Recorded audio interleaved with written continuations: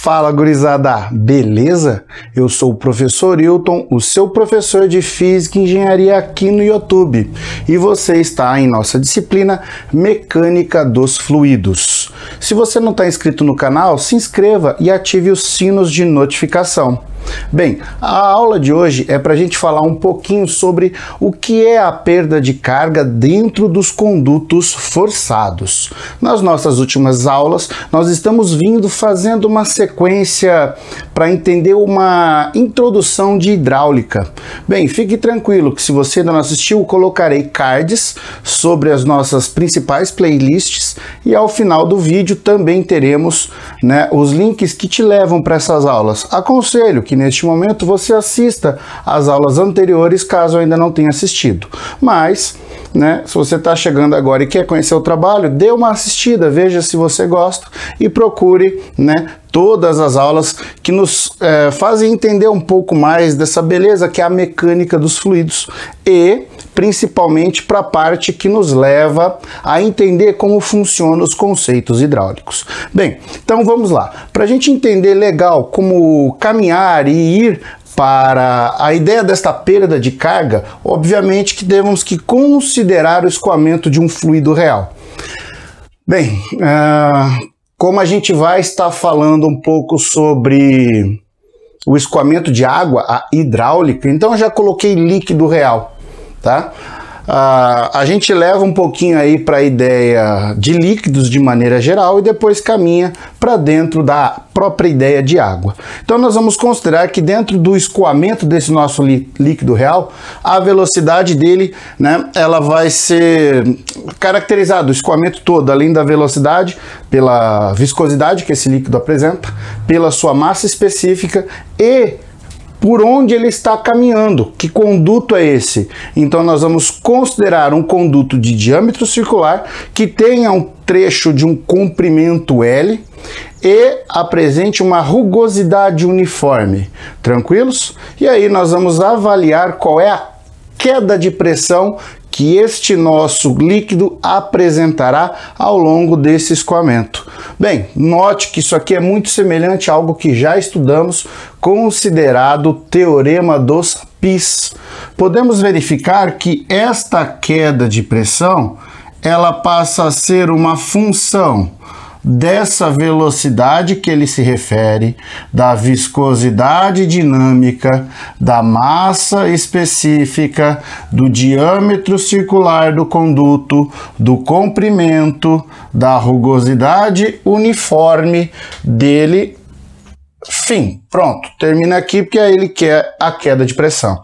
Veja bem, se usarmos agora o teorema dos Pis, nós temos aquelas sequências de passos a serem feitos. Então nós temos 1, 2, 3, 4, 5, 6, 7 grandezas físicas. Olha só, essa daqui passa a ser, dentro do que a gente vem trabalhando, a função com mais variáveis.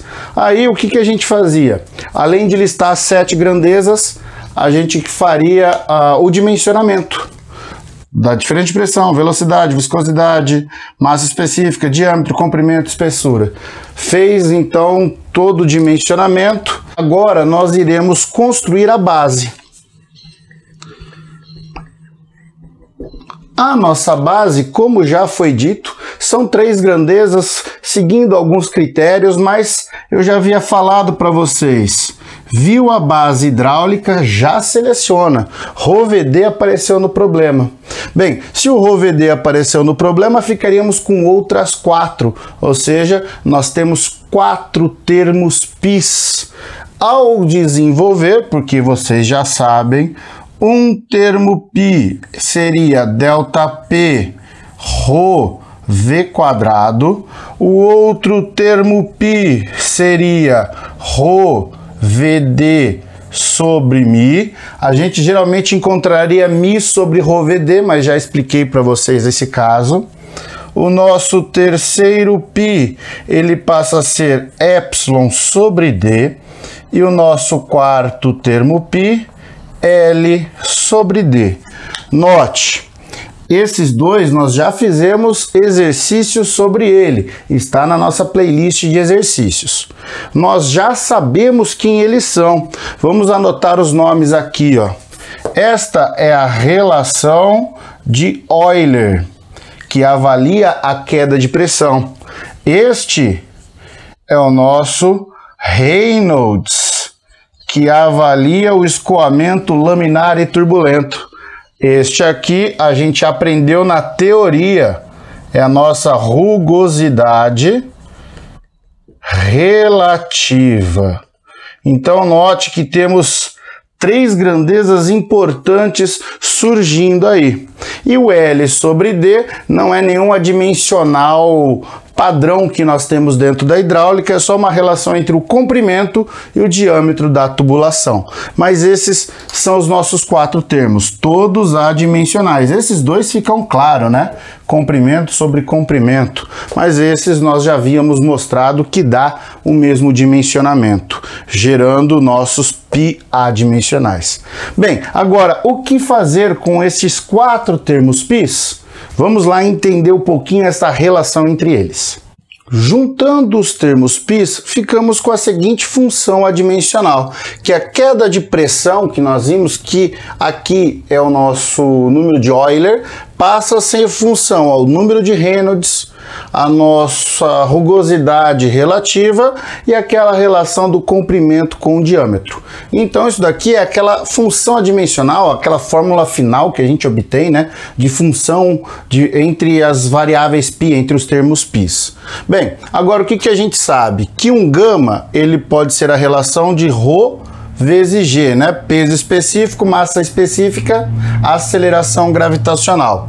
Que o nosso ΔP, que é a diferença de pressão, é gama ΔH. Isso a gente já aprendeu. Só que esse ΔH está representando a perda de carga. Então, para que haja uma queda de pressão, tem que ocorrer uma perda de carga em nossa tubulação, já que nós estamos avaliando um determinado comprimento com um certo diâmetro.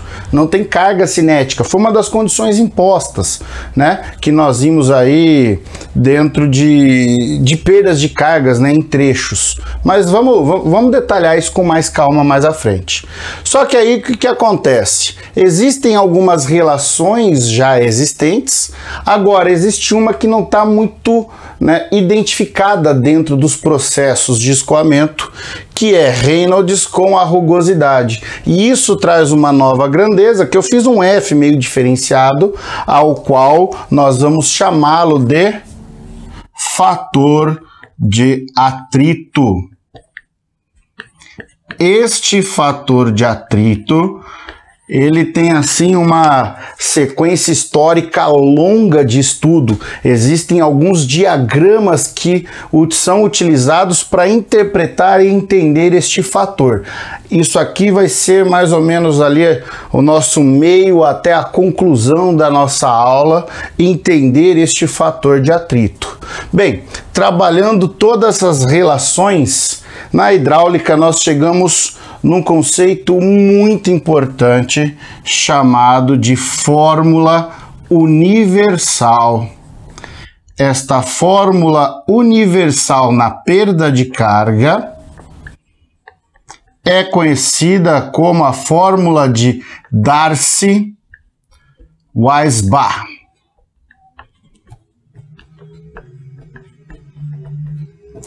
Equação fundamental que temos para o estudo das perdas de carga. Bem, como nós estamos analisando somente no comprimento, note que ao falarmos do comprimento, o nosso ΔH, que é a perda de carga, ela vai ser apenas a distribuída, ok? Distribuída ao longo do comprimento. Nós não estamos falando da localizada ou singular, eu chamei de H minúsculo, né? Então, ó, a gente não está falando de peças e conexões, tranquilos? Porque o nosso HP é a soma daquilo, finalzinho da nossa última aula. Bem, então como que ficaria essa fórmula universal, ou Darcy-Weisbach? Ela é dada por HF, que é essa perda que precisamos, fator de atrito que multiplica o L sobre D, que multiplica V² sobre 2G. Então, ao brincarmos com essas relações, chegaríamos nessa expressão, né? Fazendo aqui o ΔP como gama ΔH, fazendo simplificações de ρG, enfim, brincando e manipulando, né? Trazendo L sobre D para cá e deixando esse cara como fator de atrito. Matematicamente, a gente chega nisso. O que eu quero salientar que é importante aqui com vocês é, a gente fez todo o desenvolvimento em cima de um diâmetro, né? Em cima de um diâmetro. A gente vai então definir que esse diâmetro, na verdade, vai ser o diâmetro hidráulico. Não sei porque eu apaguei ali. Mas enfim, ó, porque aqui estava diâmetro, lembre-se que a gente vai pensar no diâmetro hidráulico. Isso aí é o primeiro assunto nosso de introdução de hidráulica. Todo o nosso desenvolvimento foi baseado simplesmente numa tubulação circular. Agora, note que o diâmetro hidráulico não necessariamente é circular. Se você ainda não lembra, volte para a nossa primeira aula sobre a introdução da hidráulica, desse nosso capítulo 7. Lá eu explico certinho que relação é essa. Bem, de maneira geral, nós vamos trabalhar muito com condutos circulares, onde o diâmetro hidráulico coincide com o diâmetro de tubulação. Mas fiquem atentos com isso. Essa equação, ela vai se tornar para nós, neste momento, a equação mais fundamental que temos para determinar trecho a trecho de uma instalação em termos de comprimento. Então são trechos retos. Como determinar a perda de carga devido aos atritos viscosos? Essa é a nossa forma. Agora, e esse fator de atrito? Bem, para falarmos do fator de atrito, é necessário a gente fazer uma pequena, um pequeno caminhar, né? Uma pequena evolução histórica sobre como ele vem sendo determinado. Para isso eu vou usar o slide. Vamos falar neste momento sobre o diagrama para o fator de atrito. Na verdade, eu vou falar um pouquinho mais, né? Nós vamos tratar um pouco sobre os diagramas, porque tudo começa com a experiência de Nico Radice. Ele acabou fazendo uns trabalhos, né, sobre o que levava em conta o fator de atrito, quais eram as grandezas, então, que influenciavam, né, no escoamento do fluido. Fez diversos experimentos sobre o assunto. Ele verificou então o seguinte, que no escoamento nós poderíamos ter, né, influenciando na perda de carga o número de Reynolds, assim como a rugosidade relativa. Então acabou meio que organizando os dados obtidos experimentalmente em um diagrama, a qual é conhecida como a ARPA de Nico Radice. Vamos lá conhecê-la então. Ela teria este formato. Inicialmente ele até assusta, né? Mas se vocês pararem para pensar, ele é bem detalhado. Nós temos aqui um eixo na nossa esquerda, aqui onde eu passo com o mouse, representando o fator de atrito. Outro eixo representando o número de Reynolds, que pode ser usado a sigla RE, que eu uso bastante, mas alguns outros autores utilizam RY. E um outro eixo representando aqui a rugosidade relativa. Lembrando que ε sobre D ou D sobre ε, né, apresenta a mesma ideia. Só depende do tipo de diagrama que nós vamos trabalhar. Veja que ele apresenta 1, 2, 3, 4, 5 regiões. O que cada região dessa representa para nós? Vamos olhar aqui com bastante detalhe. Bem, veja bem aqui esta linha em que ele passa na região 1, a qual ele chama de laminar.